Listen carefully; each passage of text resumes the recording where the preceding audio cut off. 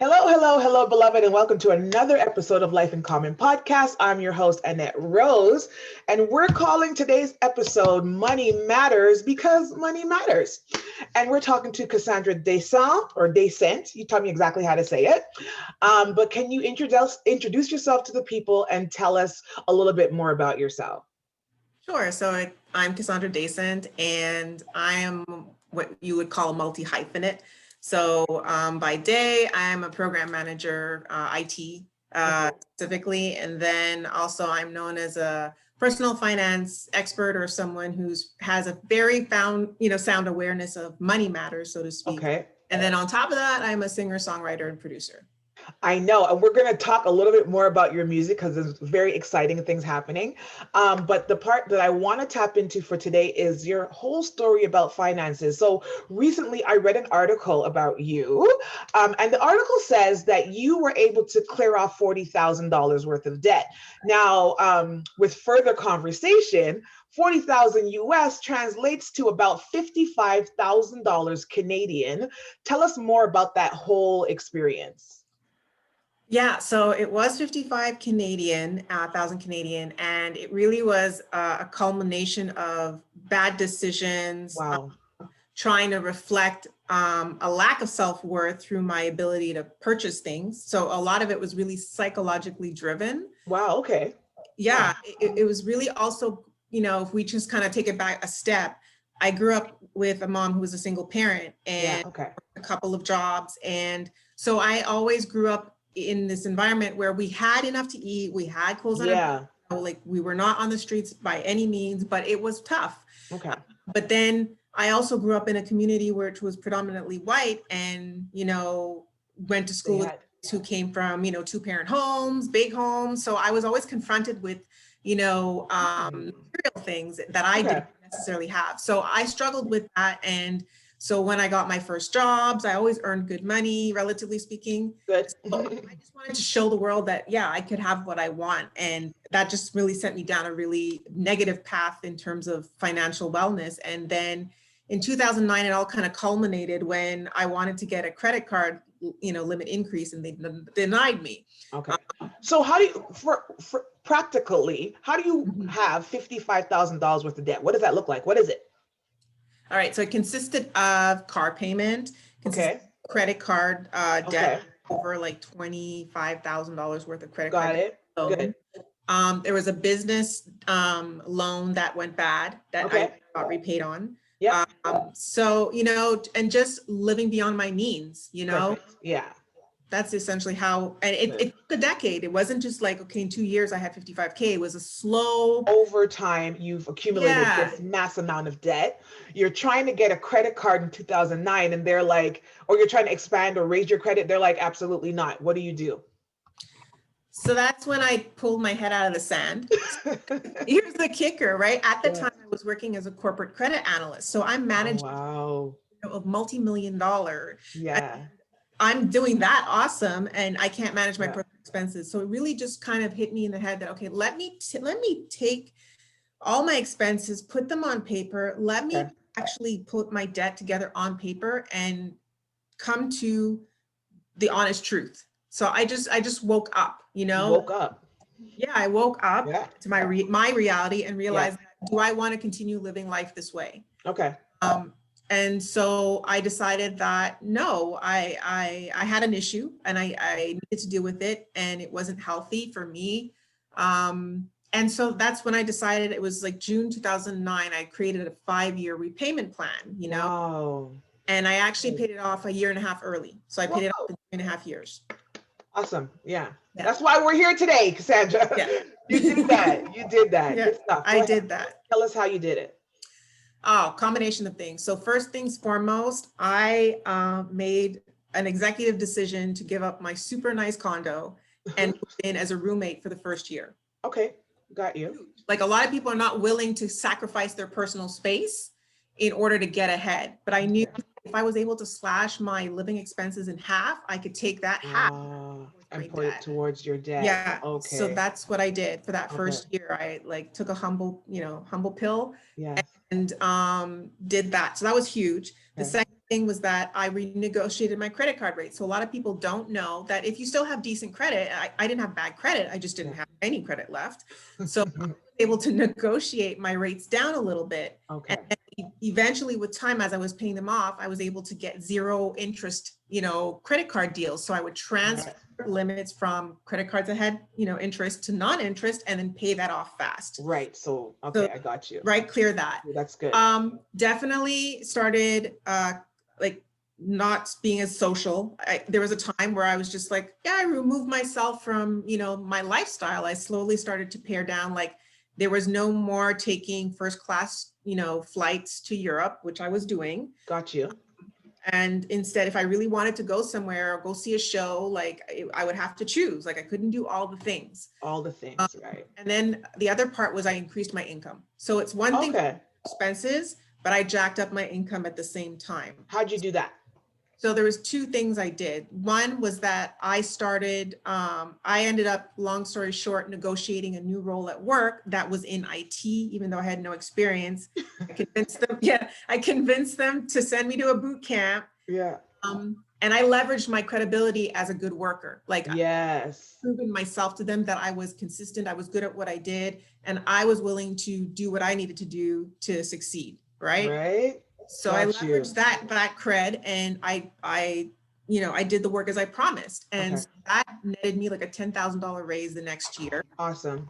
And then I started charging for music. So I was always doing back vocals and laying my vocals on tracks for free. Yes. $3.99. And it was, it's the godly thing to do. And then I wait, did you say free 99? $3.99, yes. Living on that street for a very long time. Didn't know it had a name. It has a name. Yeah, so I got off the $3.99 street and I started to charge. And I got you. Every performance I was charging. And so all that money, extra money, I was taking and slamming towards your debts. Okay, I got you. I love it. So what would you say is important when it comes to credit rebuilding? Like, why should we pay off our debt? Why should we even care? Why not file for bankruptcy and start over or something? So it depends on your moral compass, right? So for those of us who try to live according to a moral standard and align with our values, you should care, because your how you treat your money is how you view yourself. That's how I look at this. So if you are mistreating your financial means, if you are not respecting how you're spending money, that is a sign of chaos within yourself. So that's where, like, mentally, spiritually, you have to go and write what's going on in here and in your, your money is a reflection of what you believe and what you think, how you spend it. So for me, that first and foremost, if you want to live well and you want to enjoy the fruits of your labor, there's a way to do it right and there's a way to do it wrong. And consumer debt is not the right way to go about it. That's pretty good learning. So speaking of consumer debt, so from my experience, when I was going to Carleton University, literally the first day on campus, there were all these little kiosks of different banks. So I remember CIBC, RBC, those are the two that I took. I'm just saying TD, all the banks were there and they were like, here, take a $300 card, take a $500 card, take a $700 card. And I was like, yes, money. But I had never had financial education about what credit cards means and minimum payments and interest rates and all that stuff. So of course, that just started a spiral of really dumb spending for me. What was your kind of credit history or knowledge? So I got my first credit card when I was 16. Okay. So even before I hit Vandy. Earlier. I was early. I was on the credit train. Because my mom, I knew about credit from my mom. Long story short, my mom suffered a bankruptcy because she lost her job. Oh, okay, I got you. So I, again, single parent living, you're a grown child faster than you should. So I knew a lot about money in that sense. So I just knew that a credit card was a way for me to get ahead in life, or I thought that was Got you. But I, like you, I didn't learn in high school how to, what is a credit card? What is credit? What is debt? Investing, saving. Wow.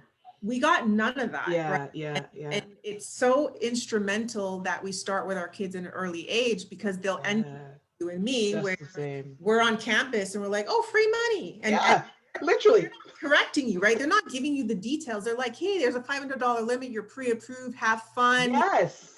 They were talking like that. Yes. So they were already not setting us up for success. They were setting us up for failure. Yeah. So it's so important that, especially if we have children in our lives, that we really teach them the value of money and wield it well. And credit is a good thing. Like it's using credit to leverage yourself to be able to buy something, as long as you know to pay it back before it comes due and not pay interest. That's smart. A lot of people think credit is bad. It's just, you have to know how to use it. That's a good point. When you know better, you do better, and credit can work for you. As a matter of fact, it's so necessary. You can't purchase homes, drive vehicles. There's so much things you cannot do. Exactly. Right? Without good credit. Without good credit, it helps you to negotiate the best rates. That's true. My credit score is 810 on the FICO. Nice. So I'm getting right up there, girl. Yeah. Like I went from low to high, like all the way up. Yeah. And I'm very conscious that until our society changes how we judge people based on their credit worthiness, which is not necessarily right, but this is the culture that's the culture we live in. That's the culture that we live in. So we need to be responsible with how we spend our money. Right. Okay. So if you could sum it up, 3 key steps to financial freedom. Set a goal, like understand what are you working towards? Nice. If you don't have a vision and a plan for this money to accomplish in your life, you're constantly you're going to be floundering financially. So set your mark. Goal. Yeah, I love it. Right. Mm-hmm. Secondly, build a team. So meaning, if you don't know enough about the stock market, know enough about home insurance or life insurance or anything that matters, surround yourself with people who do have that knowledge or who can get to the right place. So you need a team. You need to invest in yourself in order to be able to reap the rewards. Right? I love that. Yes. And then finally, understand that wealth is beyond your money. Like to live a wealthy life, it needs to be holistic in nature. So subscribe to 4 pillars. It's spiritual, it's mental, it's physical, and financial. If these pillars are not shored up, if they're not secure, you're going to see the ramification in other aspects of your life, including financial. So those are 3 pieces of quick advice. That is really, really good. And I think it's a good way to start things. Is it ever too late to try and fix your credit or fix your finances or pay off debt? Never. Really, you could be 70 and you're living on whatever Social Security or whatever program that you have, and you've got debt in the mix, and there's never a bad time to get debt that is not useful to you out of your life. There are ways, and there are programs, and there are services that are available to us consumers. We just have to dig and find them. Right. Okay. How important is home ownership, life insurance, and savings? Okay. I am not anti-home because I own a home, but home ownership is not for everyone. Nice. So that goes against a lot of what we've been taught. But I want to hear your perspective on it. So go ahead. So my perspective is that it depends on where you are in the season of your life. So if you're young, you're graduating, you're mobile, you're looking to gain the best opportunities, like increase your income. You don't want to be necessarily stuck in a home because it's expensive. Right. All the realtor fees and the transaction fees, that's figures each side when you buy and sell. And homes are not necessarily, going to go off the block just like that, depending on where you bought, depending on what you. So there's so many factors you need to consider and where you are in your stage of life. Okay. So don't necessarily think that because everyone else in your circle has a home that's what's useful for you. You need to determine what's good for you. Right? Yeah, what matters to you first. What matters to you? Okay, I got you. Good stuff. And life insurance. Life insurance is a way of building wealth. It's especially generational wealth. Generational wealth. Okay. Yeah, especially. A lot of people think that, what if I don't have kids or whatever? I'm like, it doesn't matter. What if you were to die tomorrow? Who's going to pay for your funeral? Do you take on the cost of burying you or cremating you? And I go, We all need insurance, especially if Ah, we're building our financial wellness. You know, when we get to the point when we're doing so well that we could, you know, our assets are more than our policy, well, then you may not need that policy anymore. got you. But think of life insurance and then also like health insurance, especially in the States, In like the States where you guys are, care. yes. You know, like, well, a lot of people think, okay, oh, well, the government's going to take care of you with Medicaid. And I'm like, not necessarily. Not necessarily. I got you. So what about savings? How important is this savings? Savings is what keeps you from falling over the financial ledge and building, Mm. right? Say that So a again. lot of Say it again. Savings is what? savings is what keeps you from falling over the financial precipice, the Yep. financial ledge, and Yep. causing debt in the first place, Got you. right? Got you. So savings is like a foundation. It's again a pillar, your financial pillar. Yeah.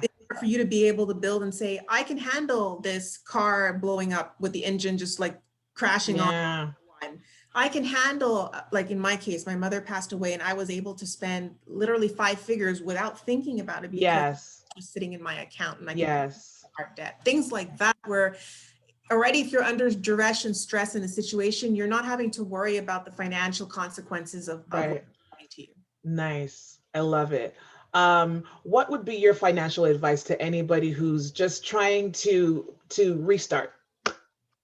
So if you're starting from scratch, if you're Yeah. rebuilding, Yeah. let's say you declare bankruptcy, you had a divorce, you lost your job, whatever that situation is that first establish what is your baseline expenses, what are your core expenses, meaning food, clothing, shelter, and even clothing is to me a lesser degree. You know, work with what you Work with what you got.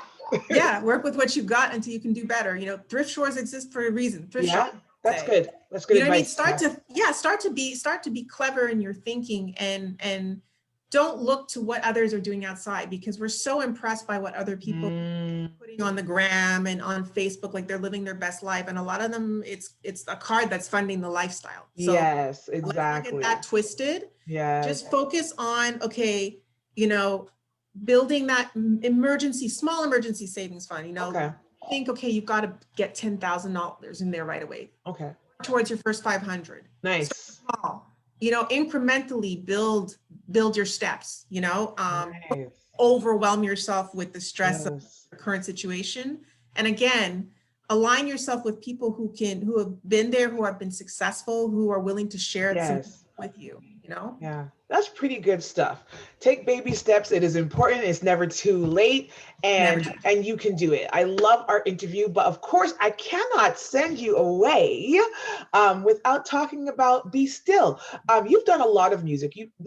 Tell us about your musical career. Let's just go there. Super quick. Okay, in a nutshell, I was a trained classical clarinetist from the age of 7. Wow. Yeah. Did the jazz bands. That's how we met. We met in choir, and then I kind of went out and adventured a little bit. So I performed with like Cirque du Soleil. I backed up a lot of vocalists, especially like in the major festivals that were coming through town, like Fake and the Jazz Fest and, you know, Jazz Festival and stuff. And then I started like going out of the country and performing. So then I released an album, my first album called Road to Rebellion in 2011. Nice. Then I disappeared. Really? Yeah, I left the scene and took care of my family. And yeah, it was really just took a step back and focused on my life and my family, my career. Got you. Yeah. And then last year, I decided. So from 2011, was that the last time that you recorded music? Yes. Until now? Until awesome. now. Yeah, so I understand. A decade later. Yeah. So I would do some Wow. back vocal stuff for other people in between. Yes. But I didn't release any new music until a decade later. Wow. Awesome. Well, congratulations. How's the single doing? Be still and know. It's doing well. It's really doing well. It's doing well. Awesome. Getting a lot of like a good press from it. Nice. TV interviews coming up the next month. I love it. Yeah, and just keep pressing on. You know what I mean? Like it's a gift I've been given. I'm very, very very grateful for it. Yeah. And there's a message in the song. That's why I did it. So. There is. Is an album coming, or are we stopping at the single for now? I'm still. There's other music I want to record. Maybe I'll do an EP. You know. Okay. Yeah. But I don't know about another full album. I have enough in the tank for probably 2 more albums. Wow. Yeah. I write a lot. As a Yeah. songwriter, I write a lot, but Nice. we'll see. I don't like to like say I'm going to do something. I like to be led. Right. Ooh, that's nice. So, you also model because I saw some pictures recently. Congratulations. How's that Yeah. going?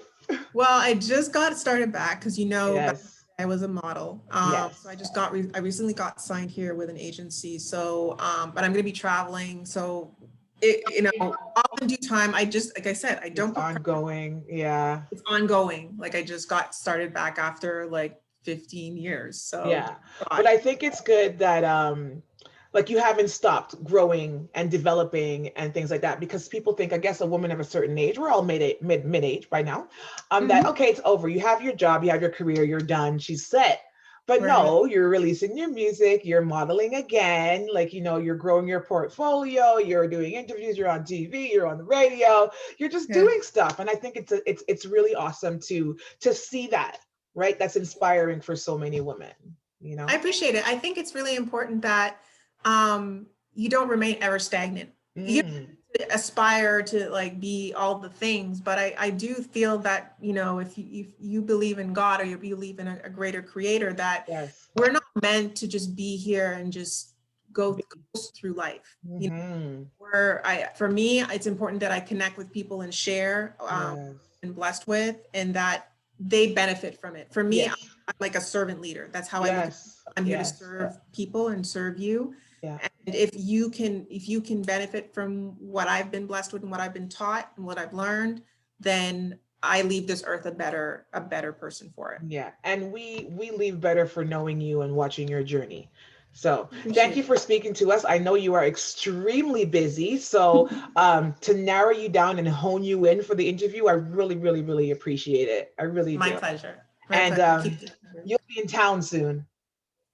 Yes. That's all I'm going to say about that. Thank you so much. You've been watching Life in Common podcast with Cassandra Dayson. See you next week, everybody. Ciao. Bye. Take care. Bye.